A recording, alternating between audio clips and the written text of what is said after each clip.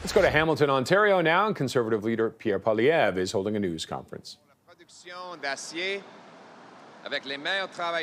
With the best workers in the world, it's been 115 years since this factory has been here, where workers produce the best steel products in the world to make paychecks to feed their families. And the dream of Canada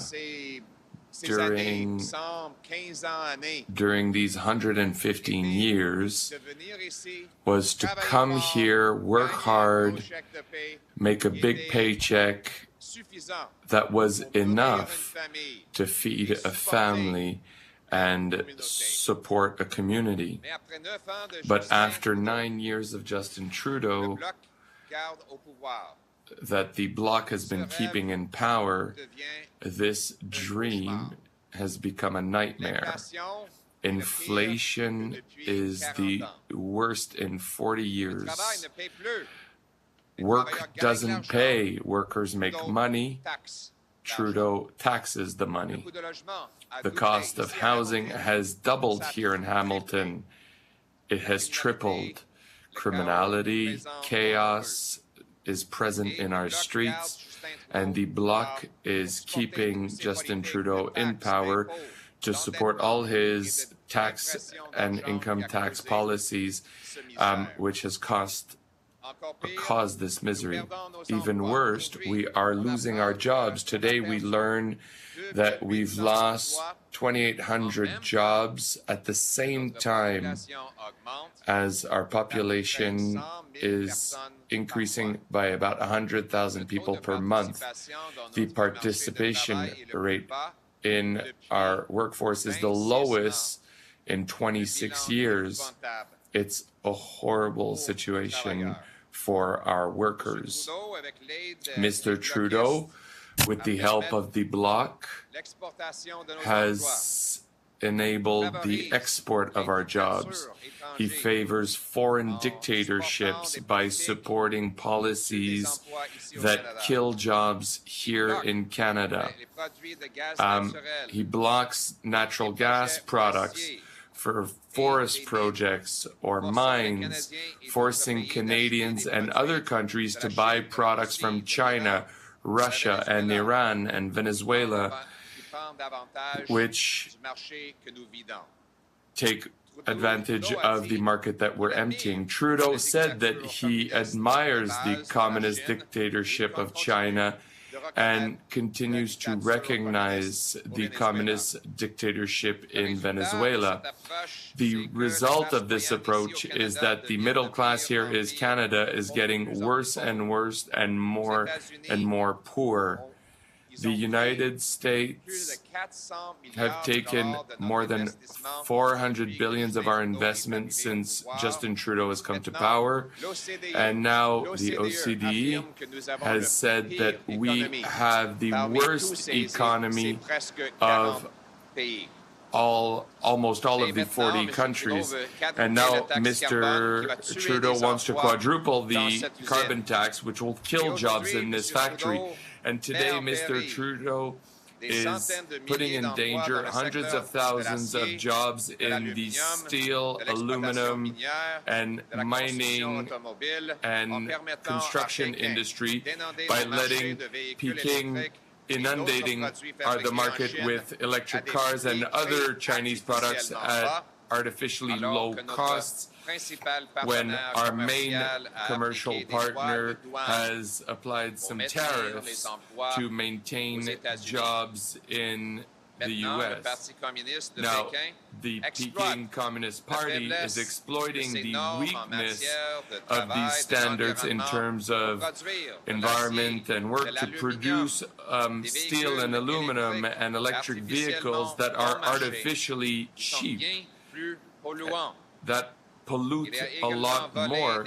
He's also stolen technologies from Western countries, including Canada, to limit our potential in the international market.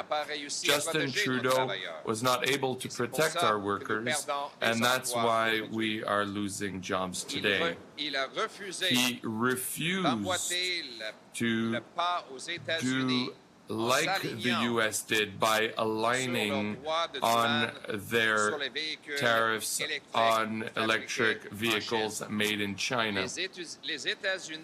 The United States started introducing tariffs to counter this phenomenon 6 years ago, which had the effect of blocking electric cars from China, but nothing here in Canada.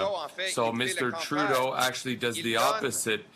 He gives discounts to buy electric cars made in China at the same time as Mr. Trudeau taxes the production of steel, aluminum, and cars produced here in Canada. He gives a discount to subsidize the purchase of Chinese vehicles. It is ridiculous, and it doesn't make any sense. The solution: Canadian workers are the best in the world. They should be able to make bigger paychecks, and that's why today the common sense conservatives are asking for tariffs and other penalties for the import of Chinese products. We suggest, day one, some tariffs, 100% tariffs on electric vehicles made in China and coming into Canada. 2, put 50% tariffs on semiconductors and solar cells. 3, put tariffs of 25% on steel and aluminum products, graphite, and other essential minerals. Batteries, battery cells, and battery parts, graphite, and inaudible. And check that there is no discount for EVs made in China. A conservative government will also change C-69 to replace it with a new law that will enable the production of new sources here in Canada. We're going to eliminate taxes and cut income tax for investors, workers, so that we bring production back here in Canada. That is the goal. We want workers here in Canada to have these jobs with bigger paychecks, who buy food, housing, and gas in safe communities. Keeping products here. We want these products here, produced by Canadian workers, by our people. We want jobs for our workers on our land, under our flag. That is bringing common sense back home. Thank you. Thank you very much to the great workers of Stelco, the great workers of our oldest steel plant. Here they are, the greatest workers in the world in this 115-year-old plant. 4 generations, over a century. Workers from around the world came to call Canada home. And when they arrived in Hamilton, they were given a chance to work making steel. Now, all these years later, these workers continue to galvanize and cool roll that steel. They bring it to the market in countless different products that Canadians take for granted. They built this city. They built the hammer with their hard work. They are the backbone of our nation. We used to have a promise in Canada. Here was the deal. Hard work, got you a powerful paycheck that bought an affordable home and food in safe neighborhoods. That deal, like everything else after 9 years of Justin Trudeau, is broken. Inflation is at a 40-year high. Housing costs have doubled nationwide and tripled in Hamilton. It's now impossible for your standard manufacturing job to pay enough to buy a home in most major markets. Housing costs have risen faster in the last 9 years in Canada than in any other G7 country, and they're almost twice as high as in the neighboring United States towns. Crime, chaos, drugs, and disorder are rampant in our streets. And you would think that the NDP would be outraged by this. They used to stand up for the working men and women. But no, they've signed on. Jagmeet Singh is delaying the election until next year when he qualifies for a pension. $2.2 million, paid for by these hardworking people. Sell-out Singh has betrayed these workers. He gets his pension, Trudeau gets power, these workers get the bill. Now, Trudeau's policies have gotten even worse. He's bringing in a 61 cent a litre carbon tax. That will add up to $300 million in costs for this plant alone, bleeding more of our jobs and paychecks to other countries around the world. As a result, Canada's middle class is now far poorer than the United States. We have the slowest growing economy in the OECD. Our economy has shrunk more than any other G7 country, most of which have actually grown. The carbon tax is killing $25 billion a year of wages and other benefits for families. And he's blocking resource projects, so oil, gas, and mining production go to dirty dictatorships rather than coming here to Canada. Meanwhile, the Communist Party in Beijing, which Justin Trudeau says he admires so much, is exploiting weak labor and environmental standards to produce artificially cheap steel, aluminum, and EVs that create more pollution. They have stolen technology from Western countries, limited access to global supply chains, and have massively subsidized steel, aluminum, and EV industries. They're doing this with the goal of crushing our steel, our aluminum, and our automotive production and taking our jobs away. Trudeau has failed to protect our workers against this economic predation. In fact, he's refused to match U.S. tariffs on Chinese-made electric vehicles. The U.S. first introduced tariffs to counteract Chinese-made vehicles years ago, and other tariffs have now been in place for 6 years.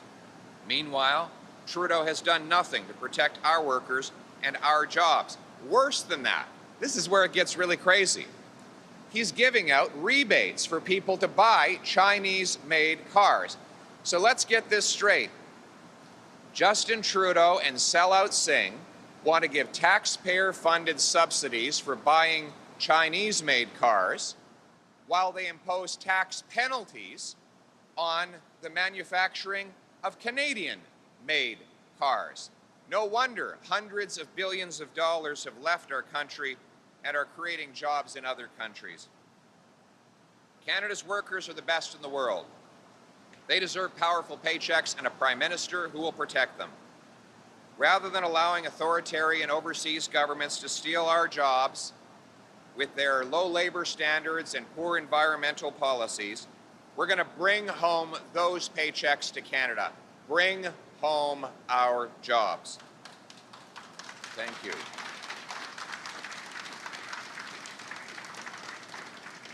And that is why common sense conservatives are calling for the introduction of a 100% tariff on made-in-China EVs entering Canada.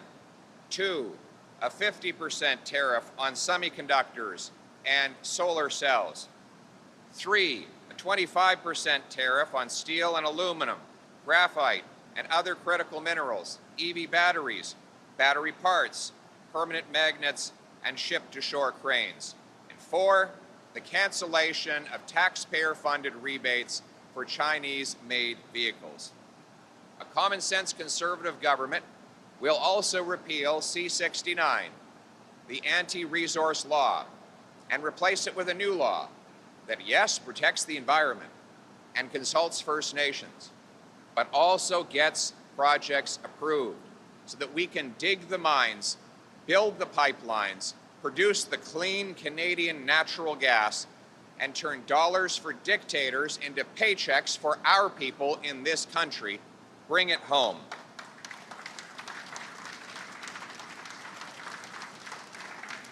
Within 60 days of becoming Prime Minister, I will launch a tax reform task force to design for me a bring it home tax cut. That will be a tax cut on work, investment, and making stuff in Canada. We want this to be the best place in the world to invest in a new steel mill, dig a new mine, hire another worker. We will bring home powerful paychecks and production to this country. Very simply, when you look around here at this amazing coiled steel, the best products in the world, we want these products made by our workers on our land under our flag. That is what it means to bring it home. Thank you very much.